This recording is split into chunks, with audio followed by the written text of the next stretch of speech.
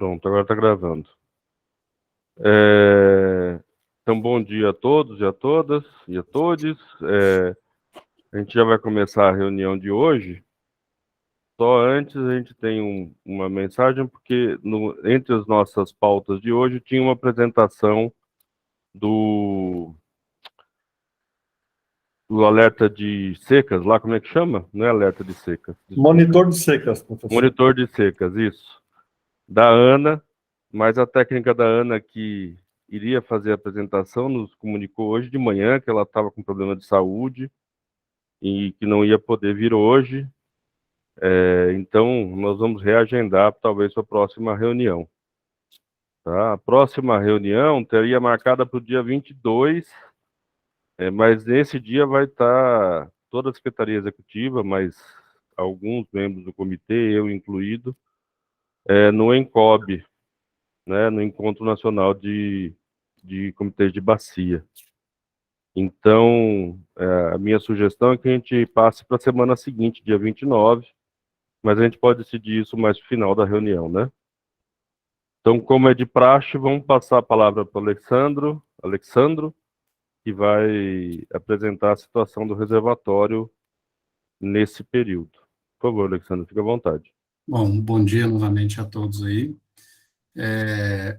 Eu estava de férias, né, nas últimas 2 semanas, então a última reunião eu acabei não participando, mas vamos trazer aqui a atualização que a gente tem dos dados, né, do reservatório da UBI do Pararanga, com data de 8 de agosto, né, conforme rotina nossa. Aqui eu trago, né, a informação da data de ontem, né, o nível atual, ele está em 820,40, o que equivale a 41,48 da capacidade do reservatório, e nessa primeira semana de agosto, a gente teve uma vazão afluente de 1,73 metros cúbicos por segundo, o que equivale a 24% da MLT esperada para esse período, para o mês de agosto. É a primeira semana, né, então requer aqui esperar realmente como que vai ser o desempenho de agosto. Agosto tem uma perspectiva melhor do que julho, né? Aqui a gente mostra o desempenho do reservatório durante o mês de julho, né? A gente começou com 820,93, no decorrer do mês, a gente terminou o mês em 820,51, um pouco mais de 40 centímetros de depreciação. Aqui é a primeira semana de agosto, do dia 1º ao dia 7, a gente começou o dia 1º com 820,49, até ontem 820,40, que foi mostrado aqui. Então, a gente está dentro desse limite. Aqui a gente traz as vazões, né, então a gente vê que julho realmente foi um mês mais seco, né, e quando a gente vê o que está entrando no reservatório versus o que está saindo, realmente justifica aquela queda, né, do nível do reservatório. Quando a gente vai para agosto, a primeira semana de agosto também, ela foi equivalente ao que a gente tinha de julho, né, com esses valores. Quando a gente mostra, né, nos últimos 4 anos, né, a gente vê que julho, ele realmente foi seco, foi um julho de 24% da MLT, agosto a gente está na primeira semana em 24%. A notícia boa que eu vou mostrar ali é que a gente tem uma expectativa de mais úmido de agosto. Inclusive, ontem, hoje, aqui em São Paulo choveu, acho que, se não me engano, ali em Pararanga está chovendo também. Aqui, como de praxe, a gente mostra o comportamento do reservatório e mais as simulações, considerando uma defluência de 2,5 metros cúbicos por segundo, mais a retirada do SAI de 1,95, considerando cada patamar de MLT, como que ficaria o comportamento do reservatório. Hoje nós estamos nessa ponta, nesse ponto aqui. Se a gente tiver os 30% de MLT em cada mês, a gente não atinge o mínimo operacional. Se tiver 20, com essa defluência, a gente atingiria só o ano que vem, por volta de maio, poderia atingir. Aqui eu trago uma defluência de 3,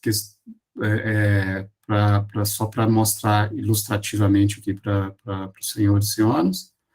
E aqui é o que eu disse, que a gente tem uma expectativa de um agosto um pouco mais úmido, onde nos próximos 3 dias a gente tem uma expectativa de 60,4 milímetros, né, de chuva nessa região, nos 5 dias 66 e nos próximos 10 dias 67, que a gente espera que eleve um pouquinho a MLT desse período. Bom, é isso que eu tinha para trazer para vocês, conforme de praxe, estou aqui. Obrigado, Alexandre. Não tire a sua apresentação ainda, por favor, porque o Polga pediu uma palavra no meio, eu acho que ele quer fazer alguma questão sobre a apresentação, tá? Por favor. Polga, por favor. Obrigado, professora. Só uma atualização. Previsão meteorológica até quarta-feira, pelo menos aqui na minha região, em torno aí de 10 milímetros, né? Aí é uma outra região, não sei se seria aí a previsão que o Sr. Alves acabou de mostrar. Previsão climática não se altera, nós estamos em período de seca grave, né, de acordo com o monitor da ANA, não deve ter grandes alterações, e a mudança climática se agravando, professor. Tá? Então, nós temos aí um incremento das queimadas, que esse ano aqui, novamente, batendo recorde, né? Então, um resumo da ópera, a gente precisa ter muito cuidado. Nós vamos entrar agora numa época de verão, logo mais, né? Então, a evaporação, a parte de ventos, deve piorar um pouco mais aí a MLT. Eu não sei se o senhor Alves considera, né, essa questão aí no cálculo que ele acabou de mostrar. Obrigado, professor. Obrigado, Polga. 2 pontos, né? Vamos lá, esses dados que a gente traz aqui são dados onde a gente traz a fonte de onde a gente busca, né? Inclusive a hora que a gente faz essa consulta, né? Então, são dados científicos aqui, é uma fonte que a gente tem, considerando essa região aqui. Para aquele cálculo onde a gente mostra ali o comportamento do reservatório, tem toda uma metodologia envolvida que considera ali consumo, evaporação, todas essas questões, tá? Alexandre, volta um pouquinho para aquele gráfico do modelo de 2,5, esse aí. Só para eu poder entender. A gente está no 820,51. Pelo modelo de vocês, a gente estaria com uma MLT de 60%, é isso? Não, vamos lá. 60% da MLT, não? Não. Hoje, eu tô com esse ponto aqui, ó, equivale a essa cota. 821,51. Tá. Essa cota, né? O que acontece é o seguinte, se eu retirar 2,50 mais 1,95 e entrar, por exemplo, vamos ver aqui, entrar é porque tem os eixos aqui, né? Mas se eu entrar em agosto em 30%, a expectativa é que a gente caia para cá. Tá, mas aqui, por exemplo, julho a gente já teve uma quantidade de entrada próximo de 25% do MLT. Sim. Então, sei lá, como esse é um modelo, eu estava achando que a gente ia estar mais próximo dessa curva. Não, por que não, professor? Verdinha. Vamos lá, deixa aqui, ó, aqui eu acho que eu consigo explicar melhor. Verde abacate. Julho foi 25, mas junho foi 45. Tá. Entendeu? Então, na verdade, esse ponto aqui é o ponto de tudo que teve para trás, né? E assim, na verdade, ele nunca vai excursionar essa curva, nunca vai ser um trilho, porque vai ter meses que vai ser 20, vai ser 30, vai ter meses que vai ser 40, vai ter meses que vai ser 20, 30, sabe? Então, na verdade, ele fica zigue-zagueando entre essas curvas. Sim. Porque essa curva aqui é uma curva não é linearizada, citando que todos os meses vai ter uma MLT de 30%. Então, mas acontece quando a gente vem aqui, ó. Sim, mas é por isso mesmo, Alexandre, olha, a gente teve fevereiro 67, não, esse aqui, é o outro, isso. Fevereiro 67, março 57, mas a partir de abril, 30, 25, 45, 24. Sim. Eu só achei que esse ponto deveria estar um pouquinho mais baixo. Mas olha, você teve janeiro 94. É, mas Então, vamos lá. Se eu estou olhando aqui, ó, janeiro, né, aqui, ó, janeiro a gente teve uma subida, né, considerável do reservatório, que ele foi ali bem próximo da MLT, ele recuperou bem, então ele ganhou uma gordura, vamos assim, ele encheu o pulmão, né, eu chamo que o reservatório é muito um pulmão, ele encheu o pulmão e depois começou a gastar. Se ele tivesse, se a sua curva fosse sempre patamares abaixo, aí sim ele ia estar um pouquinho mais baixo. Isso aqui é o offset que você conseguiu dos meses anteriores. Ok. Entendeu? Entendi. E, na verdade, ele zigue-zagueia, né? Ele faz um zigue-zague em cada patamar de curva. Acho que essa é a forma de ler o gráfico. Polga, você gostaria de fazer mais alguma pergunta? Só uma lembrança, professor. Lembrando que essa curva ascendente aqui foi devido a uma redução drástica aí à vazão dos usantes. Sim. Reduziu-se em quase 5 vezes, né? Eu não conheço muito bem a série histórica, mas eu acho que foi a primeira vez que houve essa gestão de oferta. Então, a gente precisa ter cuidado aqui, só uma lembrança, tá? Um cuidado aqui na hora de interpretar esses gráficos aqui. Agora, precisa ver se no ano que vem, se a situação perdurar, se nós vamos começar essa gestão de oferta antes, ou se vai começar quando iniciar o período seco. E a gente está devendo a questão da gestão da demanda, que ainda a gente não fez nada, né? Então, essas duas variáveis aí, gestão de demanda e uma gestão de oferta antecipada, é que a gente precisa estar pensando bem e considerar. Obrigado. Obrigado, Polga. Bom, é isso. Alguém mais tem alguma dúvida para o Alessandro? Ele pode tirar a apresentação? Acho que sim, Alessandro. Eu tenho uma, André. Espera aí, a Denise tem. Não, é só voltando àquele gráfico, Alessandro, deixa eu só entender. Cadê? Esse gráfico aqui? Aquele das MLTs. Isso, esse mesmo. Porque, na verdade, assim, eu tenho a curva termina ali em julho, né? E depois a próxima marcação vai ser outubro. Onde está marcando aqui é isso, é agosto. Seria o que está. Então, assim, praticamente ficou uma reta de julho até esse início de agosto. Então, a gente vai estar reta, né? A gente vê que julho ele cai 40 centímetros, né? Tá. Não, mas assim, praticamente aí no perto do 821. Então, está considerando. Isso aqui vamos supor, vai acontecer esse ponto se no final de agosto a gente estiver nesse 821. É isso, se a gente se mantiver uma reta pelo mês todo de agosto, é isso? Porque, assim, esse ponto estaria marcando agosto, mas a gente está no início. Vai marcar de verdade no final de agosto, é isso? Esse é um ponto que a gente coloca aqui, falou, onde estamos? Né? Onde estamos aqui. E aqui já mostra um pulmão, né? Porque eu estou a 24% da MLT de agosto por enquanto, mas é a primeira semana, tem uma expectativa de um pouco de chuva, então ele deve subir.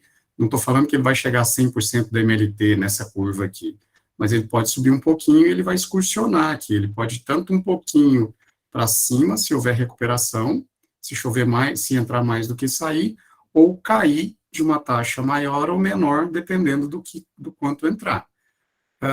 No mês de julho, a gente viu que estava entrando mais ou menos 2,5 e saindo 4. Então, a gente teve um depressionamento de 40 centímetros no mês total de julho. Né? Então, isso aqui ele vai evoluindo. O que está para a esquerda aqui é realmente o que aconteceu, e isso aqui é para dar para nós uma visão, dependendo do que aconteceu, que a gente pode esperar. Respondi? Não, respondi. Não respondi. Eu acho que tem que avançar um mês mesmo para a gente conseguir saber esse ponto aí. Uma semana é pouco, né, para saber. Sim.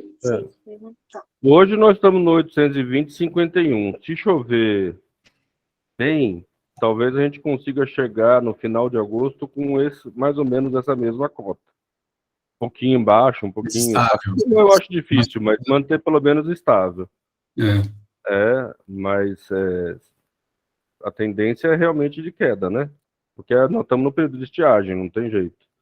Agosto, setembro, e acho que até outubro vai ser ainda problemático. Talvez a gente consiga respirar melhor a partir de novembro, né? Em termos de manutenção do reservatório. Mais alguém gostaria de fazer alguma pergunta? A Rosângela está colocando lá que a gestão da oferta também precisa ser feita. A gente está discutindo isso com o DAE já faz algum tempo. A Carol, secretária executiva, ela estava de férias e eu não tive tempo de conversar com ela depois que ela voltou das férias. Então, a gente precisa marcar para uma próxima reunião, talvez, uma apresentação do DAE para saber o que eles estão... Como é que avançou essa questão da gestão da oferta. Da oferta, não, da demanda, né? Polga, pode falar. Obrigado, professor. Nós estamos agora fazendo a atualização do nosso plano municipal de saneamento básico aqui em Indaiatuba, né? E a gente está fazendo algumas projeções, principalmente em relação ao consumo de água aqui da população, já com um horizonte aí mais ou menos até 2040 nesse plano, né? Aqui no meu município, dados aqui do próprio SAI, a gente tem um consumo médio de 200 litros por habitante dia. Só que eu pedi para considerar também a questão da perda. Então, se nós colocarmos a perda, que aqui está na ordem de 30%, isso vai para quase 280 litros por habitante dia. A gente precisa ter muito cuidado agora nesse tipo de gestão. Porque só para vocês terem uma ideia, os dados aí da ONU dizem aí que o ideal seria em torno de 110, 115 litros por habitante dia. Então, a gente tem muita coisa para trabalhar na gestão de demanda. Então, a gente não adianta só, na minha modesta avaliação, trabalhar só a oferta. Nós já deveríamos estar começando a trabalhar a demanda, professor. Obrigado. Sim. Polga, eu concordo com você que a gente está atrasado nessa gestão de demanda, mas vamos tentar fazer com que isso se destrave esse ano, né? Eu acho que a gente ainda vai passar por um perrengue grande nesse final do período de seca e meio que obrigará os municípios a tomarem algumas medidas, mas é difícil convencê-los, né? Se for quiser, professor, uma sugestão. Eu não conheço aí o Plano Municipal de Saneamento Básico de Sorocaba. Sim. Então, eu poderia estar dando uma olhada nessa questão aí do consumo de água na região aí de vocês, né? E comparar isso com o nosso plano de bacias, que eu, honestamente, eu não me lembro como é que era a questão da perda. Eu não sei se a gente tinha colocado um escalonamento de perda. Isso eu não me recordo. Aqui nós temos, aqui no PCJ, né? Era para chegar em 2020, para o senhor ter uma ideia, com 25%. Nós estamos longe disso. É muito difícil trabalhar perda, né? A gente chega num determinado patamar que aí o investimento supera, aí, no caso, o que a gente perde financeiramente com a água, né? Do ponto de vista financeiro, não do ponto de vista da gestão da água. Então, a gente poderia antecipar um pouquinho, trabalhar esses dados aí que a gente tem à disposição para começar a fazer proposta. É uma ideia, professor. O município de Sorocaba, eu sei que estava investindo em redução das suas perdas. Eu acho que o Rodolfo está aqui presente, talvez ele possa falar a respeito um pouco, porque há um tempo atrás era próximo de 40%, agora eu não sei exatamente quanto está. E eu gostaria também de ouvir, se possível, o pessoal do site de Sorocaba quanto à qualidade da água e o pessoal do Águas de Votorantim, se estiver presente também, sobre a qualidade da água ali na captação de Votorantim, né? Porque é uma das nossas preocupações aqui em manter essa vazão baixa de saída do reservatório, é sempre a preocupação do efeito na calha do rio Sorocaba. Podemos fazer, não sei, o Rodolfo continua aqui na sala? Deixa eu ver se eu consigo ver aqui. Ah, tá aí, Rodolfo. Aqui, André. Pode falar sobre a questão das perdas aqui em Sorocaba, por favor? Desde 2015 e mais intensificado em 2017, e colocou uma equipe aqui de técnicos, né, de engenharia, técnicos de campo, voltado para o programa Não Se Perda.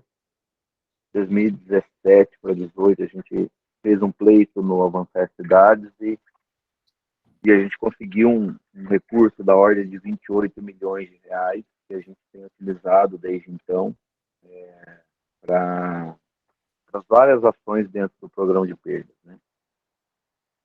A nossa perda ela vem reduzindo todo ano. O ano passado a gente fechou e divulgou o dado 2020 para o SNIS da ordem de 36%. Esse ano a gente já fechou a informação que vai para o SNIS para a database 2021, em torno de 33 e alguma coisinha, 33,5, 33,7. E a gente está trabalhando aí incessantemente atualização, substituição de hidrômetro, macromedição.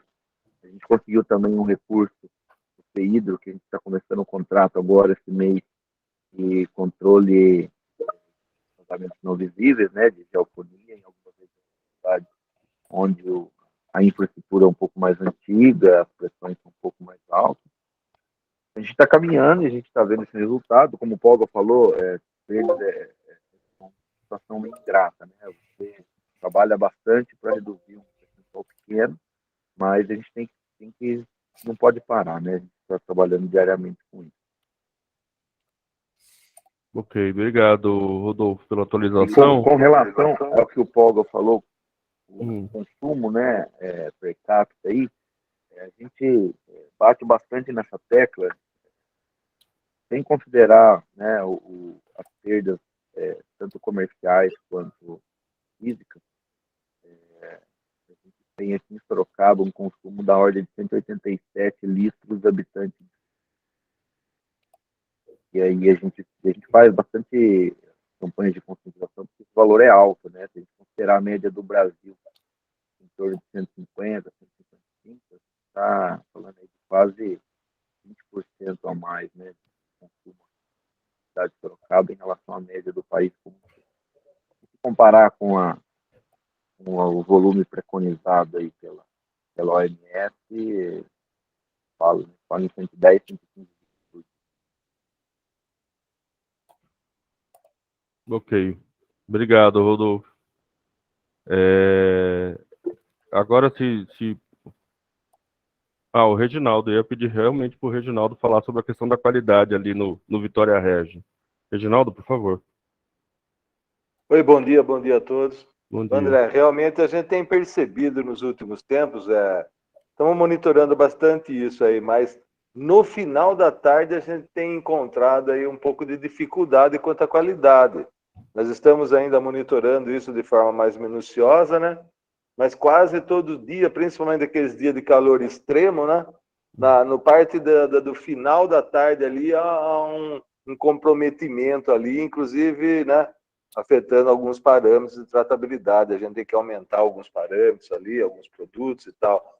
É um pouco cedo ainda, né, para a gente falar sobre isso, mas a gente tem percebido isso meio constante, principalmente quando fica alguns dias assim consecutivos com calor extremo, com essa secura extrema.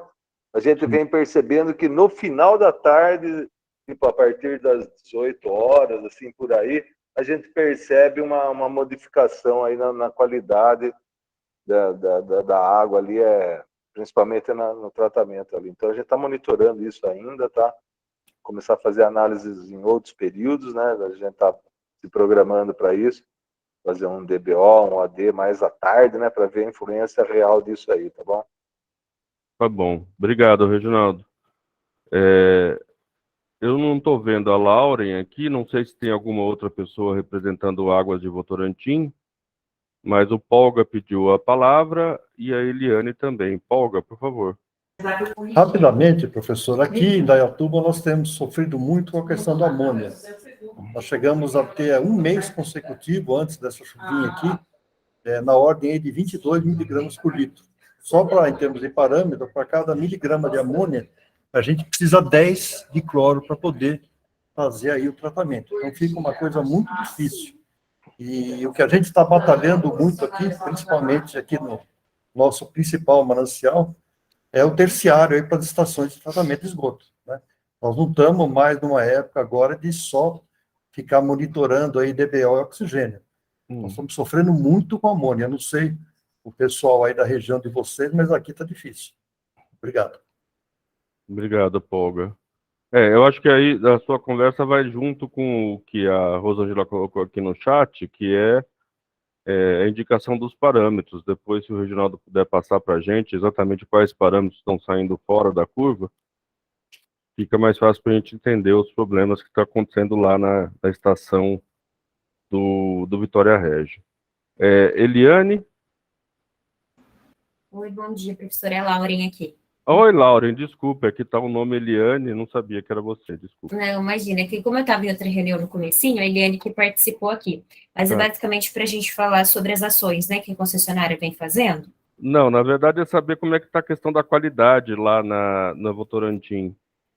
A gente não teve nenhuma alteração, né, a gente monitora ali a barragem da Votocel, a gente não teve nenhuma alteração na quantidade, nem na qualidade, tá, permanece aí estável. E foi mencionado alguma coisa para a gente falar de perdas também? Na verdade a pergunta foi dirigida para Sorocaba, mas se você tiver alguma informação é interessante.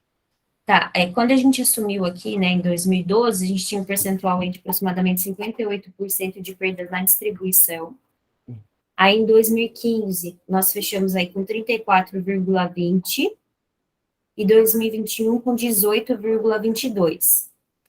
Então, a gente continuamos, né, com as ações aí, a gente tem um projeto que chama Água de Valor, o grupo é bem focado nessa questão de perdas, a gente faz um projeto com acompanhamento mensal, tá? Então, a gente tem esse ano ainda de reduzir mais do que 18,22%. Esses dados são o que foi publicado no SNIS. Tá. Mas 18,22 já é um valor bem importante, né? Já é muito difícil chegar nisso. Sim, a gente já está entre, né, do grupo e daqui da região, um dos melhores índices de perdas. Mas a gente quer ainda continuar diminuindo, né? A gente nunca quer parar, sempre melhorar. Então, a gente tem investido em troca de tubulação, a questão de medidores, de gerenciamento aí das redes, da setorização. Tá. Polga, você gostaria de falar mais? Não, só queria saber se é perda total. Considero o financeiro e a perda real de água. Com a Lauren. Polga, é a perda na distribuição só. Oi. Ok, obrigado. Bom, gente, eu acho que a situação do reservatório está claramente... não vou falar sobre controle, mas dentro do esperado, né? A gente gostaria que chovesse mais, mas a gente está vendo mês a mês uma redução desse volume de chuvas. E acho que a gente tem que guardar até o final de agosto também, mas ficando de sobreaviso nessa questão da qualidade, principalmente no Vitória Régio, que o Reginaldo falou, né? Se começar a reduzir muito a qualidade lá, talvez a gente tenha que aumentar a vazão de saída do reservatório, né, para preservar um pouco mais a calha do Rio Sorocaba. Então, nós estamos num momento aí intermediário, né? A Lauren, gostaria de falar mais uma coisa, Lauren? Professora, até levantei aqui a pergunta do Polga, essa perda na nossa distribuição, e hoje a perda real, né, que é desde o captado até o distribuído, está em torno de 23%. Ok, obrigado, Lauren. Então, eu acho que a gente tem que esperar o final de agosto realmente para chegar nessa conclusão. Já aproveitando o final de agosto, dia 22, que seria a próxima reunião nossa, como eu falei, uma parte do comitê vai estar, uma parte significativa do comitê, né? Toda a diretoria da Fundação Agência, mais as coordenações de Câmara Técnica, estarão no INCOB. Como a nossa reunião é distante, você até podia fazer à distância, mas não tem garantia que a gente vai ter estrutura lá no INCOB para fazer isso. Então, eu gostaria de propor que a gente mudasse para o dia 29. A Fundação Agência não vai estar disponível, porque eles também têm um outro trabalho para fazer, e a Carol, que tem nos ajudado bastante nessas reuniões como estagiária, ela vai, infelizmente, sair do estágio no comitê, porque ela vai alçar outros voos, né? Que a gente já garante aqui uma boa sorte para ela, porque ela ajudou bastante a gente aqui. Então, o comitê, a fundação vai estar sem funcionários, sem estagiário no dia 29, mas eu acho que dá para a gente fazer a reunião mesmo assim. Talvez eu tenha que criar um outro link da reunião, porque daí, como não tem ninguém na Secretaria Executiva, para permitir a entrada, essas coisas, precisa ter alguém responsável pelo link. Mas eu estou sugerindo aí também para o dia 29, para a gente não ficar muito distante da reunião, dessa reunião de hoje, né? Podemos marcar para o dia 29 de manhã? O que vocês acham?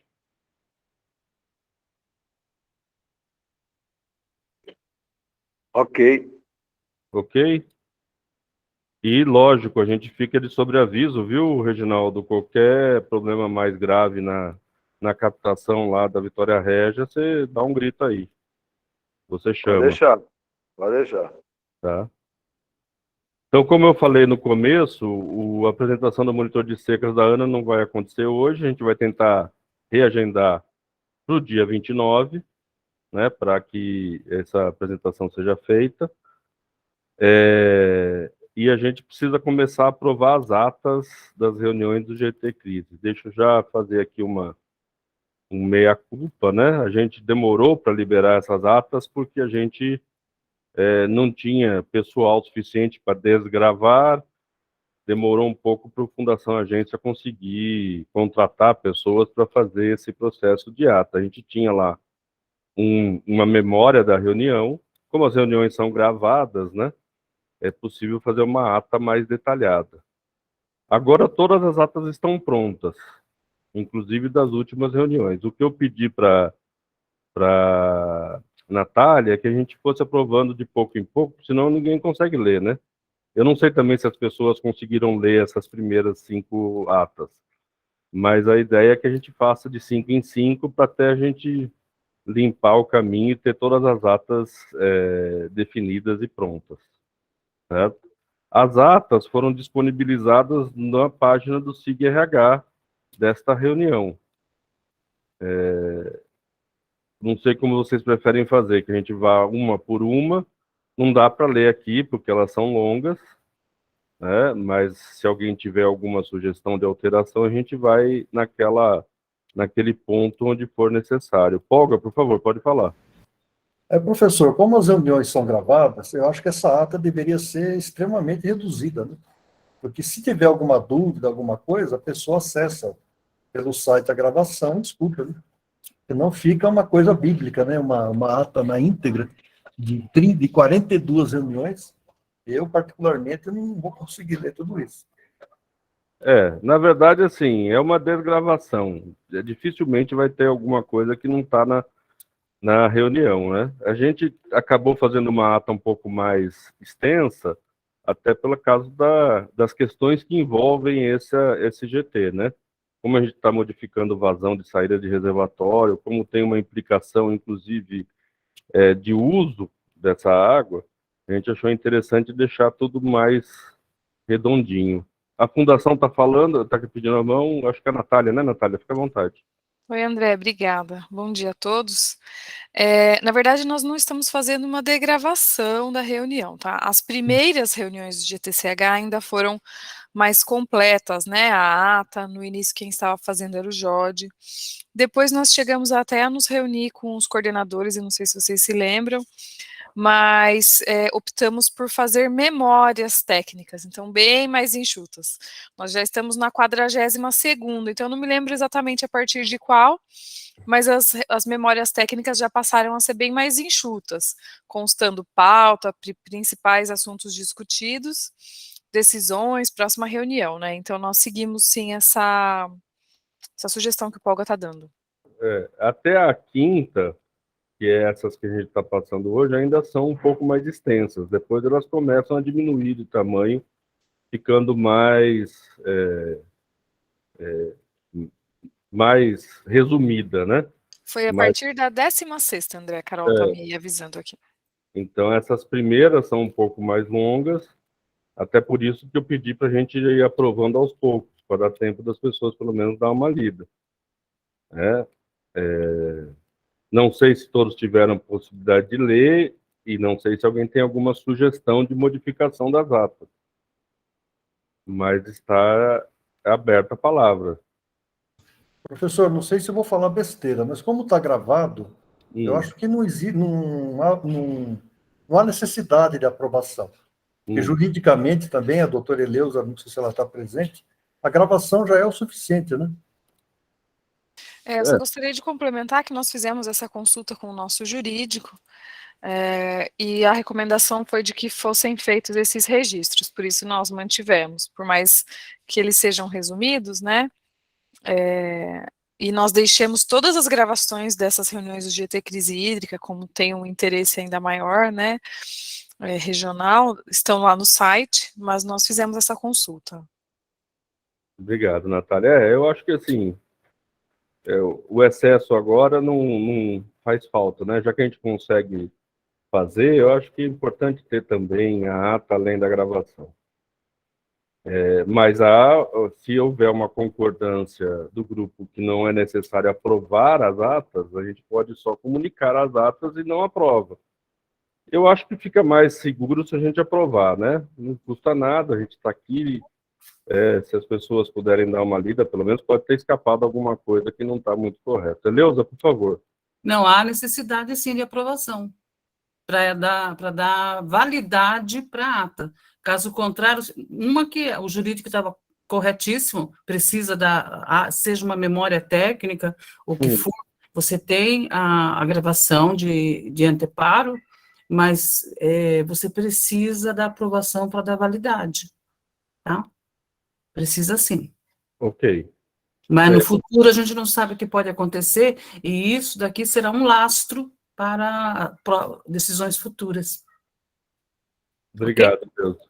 Obrigado pelos esclarecimentos. Então, nós vamos ter que aprovar. Agora, a pergunta que eu faço é, podemos aprovar hoje ou vocês querem mais tempo para ler isso? Denise, por favor. Não, eu gostaria de mais tempo, André, não tive ainda, né, não parei para ler. Agora, uma pergunta, também não sei se é pedir demais, mas assim, essas 16 atas, eu não vi o tamanho, né, mas eu concordo com o Paulo, porque a partir do momento que a gente aprova, a gente tem que aprovar, a gente precisa ler, né, por mais que fale, não, tem a gravação, está de acordo com a gravação, mas se é pedido que a gente aprove, né, tem que ler. Eu não sei se é possível essas 16 transformar em memória técnica para facilitar o trabalho, porque realmente a gente tem, né, todo mundo aqui uma agenda corrida, são 16 atas, se forem muito extensas, isso aí vai demorar, eu não sei se dá para aprovando assim. Então, essas primeiras têm entre 5 a 8 páginas. Depois a memória técnica reduz bastante, acho que foi para 2, no máximo 3 páginas. O Felipe Pascucci fala, para eu poder aprovar... O que você estava falando, Felipe? Não, acho que ficou na metade a sua... Desculpa, estou no celular. Para mim, assim, para aprovar, já que ele foi a partir de uma gravação, não vai ter diferença. Para mim, pouca coisa. Para mim, está tudo bem. Ok. Tá bom. Então, está nessa situação. A gente pode deixar para aprovar essas atas na próxima reunião. Eu não sei se tem como transformar em memória técnica, Denise, porque eu não sei se a fundação tem perna para isso, ainda mais nesse período. É uma questão que a gente precisa deixar para a fundação. O Jorge levantou a mão. Jorge, pode falar. Olá, André. Olá, pessoal. Bom dia. Não, só com relação ao comentário da Denise, eu acho que é completamente inviável transformar todo esse material agora em uma memória, tá? Do mesmo jeito que eu tive o trabalho de estar fazendo tudo e registrando tudo, acho que também o pessoal também, os membros também tem que ter um tempinho para dar uma olhada e estar revisando, porque a gente já não tem nem funcionário direito, tá cada vez pior a situação, muito excesso de trabalho e, assim, do meu ponto de vista, eu não vejo possível estar revisando tudo isso nesse momento para estar resumindo ainda mais, tá? Infelizmente, mas é isso. Não, tranquilo, Jorge. É que o não eu já tinha, né? Obrigada. Então, eu vou fazer uma Deixar, sugestão. né, mostrar, né, que realmente não é por falta de vontade, e sim por falta mesmo de pessoas, mesmo de tempo para estar fazendo, ainda mais que já teve um esforço já para estar elaborando todos esses documentos. Obrigado, Jorge. Então, nós temos duas opções. Ou a gente aprova essas 5 primeiras, quem conseguiu ler confirma, ou a gente deixa para outra reunião, mas daí o ideal seria colocar mais algumas para dar tempo de as pessoas lerem, né? Eu tinha combinado com a Natália de a gente fazer 5 em 5. Né? Eu acho que não tem problema, já que passou tanto tempo, não tem problema dar mais algum tempo para as pessoas lerem. Mas então daí ela colocaria da primeira à 10ª e a gente aprovaria no dia 29. O que vocês acham disso? Aí dá tempo das pessoas que não conseguiram ler, lerem, e aí a gente, daí para frente, vai fazendo de 5 em 5. Pode ser? Alguém não concorda com esse encaminhamento? E assim dá tempo de todo mundo ler e ninguém tem como alegar que aprovou sem ler, né? Ou não conseguiu ler o que está lá. Né? É até interessante porque eu também consegui ler só no começo dessa semana, mas vai relembrando o caminho que a gente fez e é muito interessante, até para a gente saber como é que a gente chegou aqui. É um documento que vai ficar bem interessante. Sim, Eleusa, aí a gente, assim, dia 29 não passa, e daí a gente já aprova da primeira à 10ª. Agora, André, Hum. desculpa. Não, é que como estava na pauta, eu não sei se tem problema, se o pessoal quiser aprovar, eu realmente não li, mas devia ter lido, né? Estava na pauta, eu não sei se tem problema. Não, Não sei se todo mundo que está aqui hoje... Não tem essa necessidade tão urgente de aprovar essas atas, Denise. Eu sei que às vezes as pessoas não leem mesmo, porque chega meio em cima, apesar que não está em cima, já faz um tempinho. Mas eu vou pedir, inclusive, Natália, para quando mandar a próxima convocação, se possível, mandar as atas anexadas no e-mail. Assim ninguém também vai ter problema de acessar elas via SIG-RH. Pode ser, Natália? A gente pode tentar, porque é que assim, como são vários membros, às vezes a gente tem alguns problemas de voltar e-mail, sabe? Então a gente usa uns links diferentes, é bem difícil essas convocações. E assim, no SIG-RH não costuma dar problema, tá? Geralmente fica os links lá na própria agenda da reunião, é só clicar lá, a gente coloca todos os arquivos, mas nós podemos tentar. De qualquer forma, no SIG vai estar. Tá. Não, eu acho que também pode ser que nem da outra vez, né? Que vocês mandaram o link do SIG direto, né? A pessoa já clica e já cai direto na agenda da reunião. Sim, nós costumamos fazer isso. Tá. Nos ajuda aí, principalmente agora que vai ser um momento que as coisas vão ficar concentradas mais em mim e as atividades são inúmeras, como vocês bem sabem, né? Sim. Já temos essa ciência. Então vamos fazer o seguinte, olha, até dia 29, a próxima reunião, dia 29/8, a gente já tem uma ideia melhor de como andou agosto, né? A gente já vai estar no finalzinho de agosto, e daí a gente aprova as 10 primeiras atas, né? Para dar uma adiantada, e essa apresentação do monitor de secas vai ser transferida também para o dia 29. Tá? Aí a gente só precisa verificar a disponibilidade das palestrantes, né? Nós temos que confirmar com elas, mas a gente vai propor para elas dia 29 como dia para fazer essa apresentação. Tá? Se vocês olharem lá as atas, elas têm número de página e número de linha. Então, se alguém quiser fazer alguma sugestão de modificação, de alteração, já anota lá o número de página e de linha para ficar mais fácil a gente encontrar aqui durante a reunião.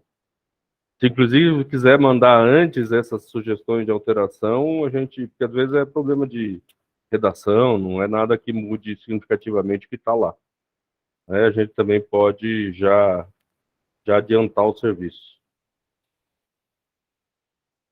Ok? Podemos fazer desse jeito? Alguém tem alguma coisa contrária? Sim, alguma sugestão contrária a essa? Não. A Eleusa só está dando ênfase que a gente precisa aprovar dia 29, e eu concordo com ela. Né? Mas até o dia 29 a gente tem tempinho para ler. E eu vou também tentar conversar conversarei com a Carol, secretária executiva, para ver que pé que está no DAE essa discussão sobre a gestão de demanda na bacia. Tá? Para a gente poder já ter algum posicionamento do DAE nesse primeiro momento. Ok? Passando para os informes, o único informe que eu posso dar agora é assim, toda essa atividade do GT Crise vai ser apresentado como um case lá no ENCOB, né, naqueles casos dos comitês.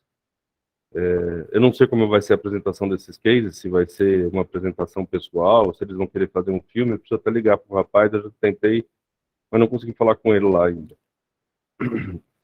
Mas será apresentado como uma iniciativa inovadora para solucionar problemas como a crise hídrica, que eu acho que é raro ver atividades como essa com um conjunto grande de pessoas discutindo uma questão tão importante, ainda mais em reuniões semanais, né?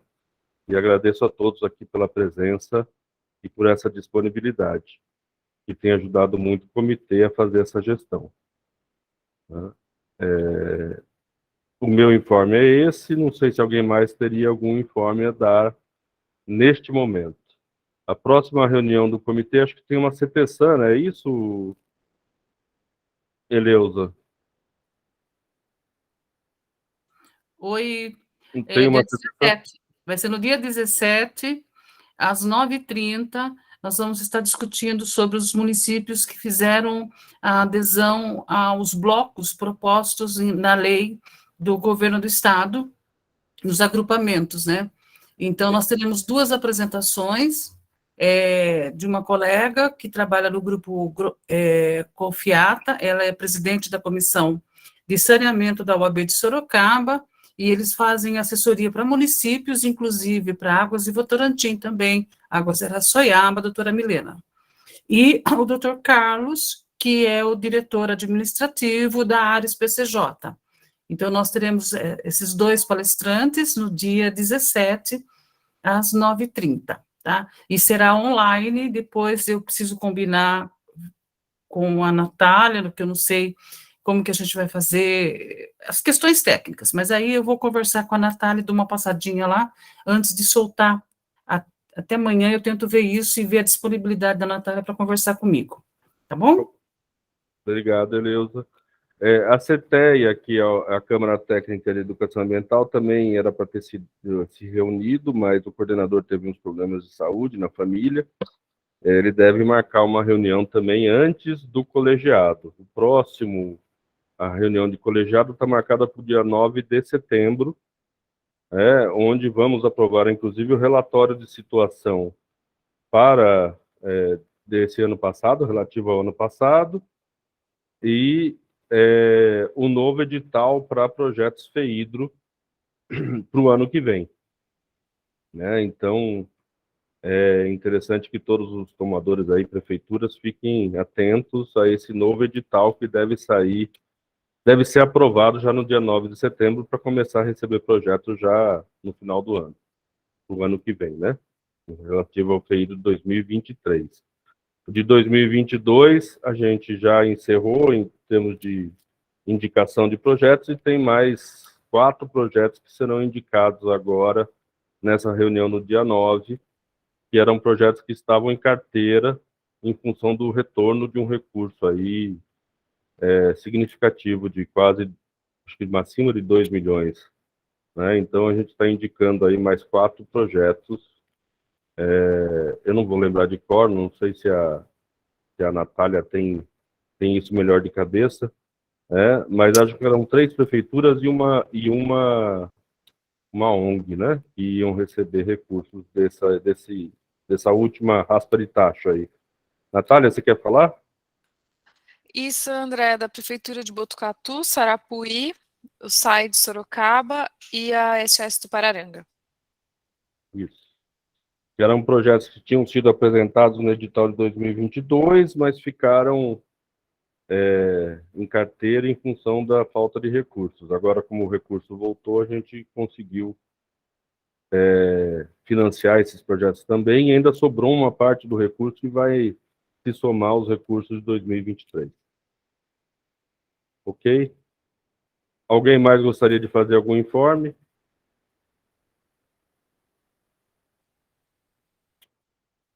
Então, até a próxima para todo mundo, dia 29/8, às 9h30. André, Oi, Eleusa. desculpa interromper. André, vamos Não. ficar para conversar? Eu, Ficar você, para conversar. você, o Mauro está dando ok. Eu, Tá. você, o Mauro, acho, não sei se o Jode pode, a Natália, tá bom? Vamos